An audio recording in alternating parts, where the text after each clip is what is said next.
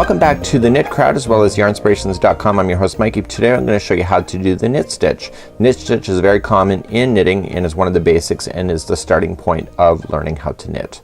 So what I need to do is that I need to use both needles just like you see here, and we're going to play within each one of the loops that are on this needle, and we're going to transfer it over to this needle as we go. I want to explain what is happening with this particular finger that's waving over here. See, there I am.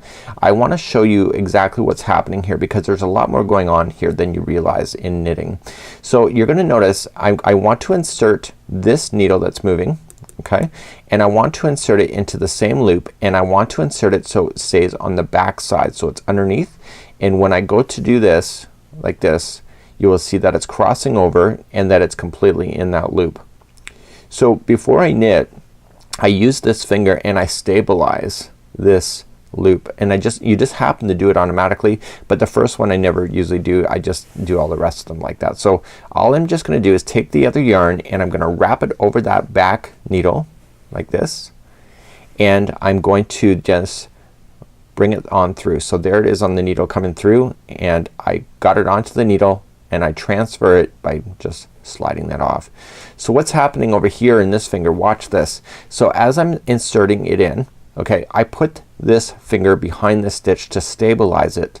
So I use it as like more of a pushing. So if you push something against something, it's kind of acting like as a counter push back in the other direction. So it makes it so if I go like this without it, you can see that this needle wants to go away, but if I put my finger behind it, it stabilizes as a counterbalance.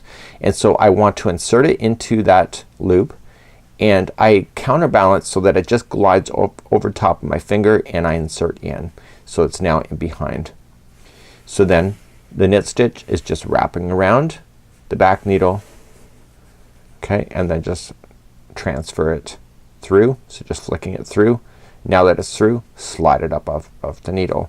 So with these particular stitches, I'm gonna move them closer to the edge, and again watch this finger, and I'm just gonna kind of speed up a little bit. So I'm just gonna stabilize it, okay, so I go in and then I wrap on the back side like this, and then I come forward and slide up. Okay, so stabilize, you push through, you wrap the back one, okay, you bring it forward, okay, and then you slide. See how I'm using this finger, watch that. So I'm stabilizing, I'm wrapping, I'm flicking forward, and I'm sliding up. So stabilize, wrap the back, flick it forward, and slide up. So stabilize, wrap, flick forward, slide up. So stabilize, wrap, flick forward, and then slide up. So you gotta keep sliding. So it's okay. So this is related to the garter stitch. So the garter stitch in patterns is this same stitch. It's called the knit stitch, and what it is garters referred to as a term of the type of knitting.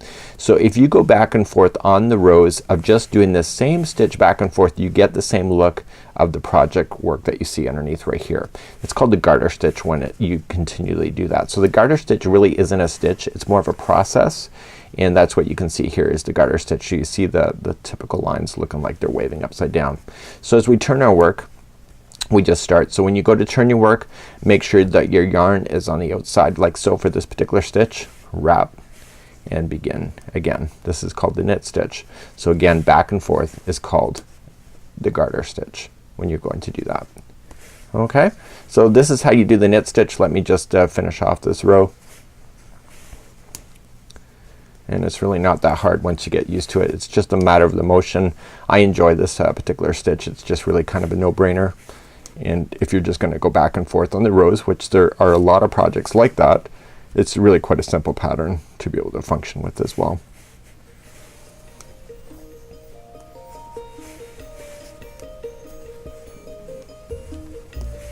You get that? So it's the knit stitch, just like that.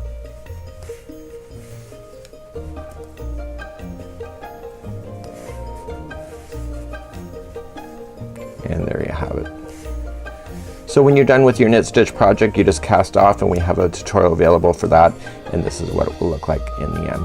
So until next time, I'm Mikey on behalf of the Knit Crowd as well as yarnspirations.com.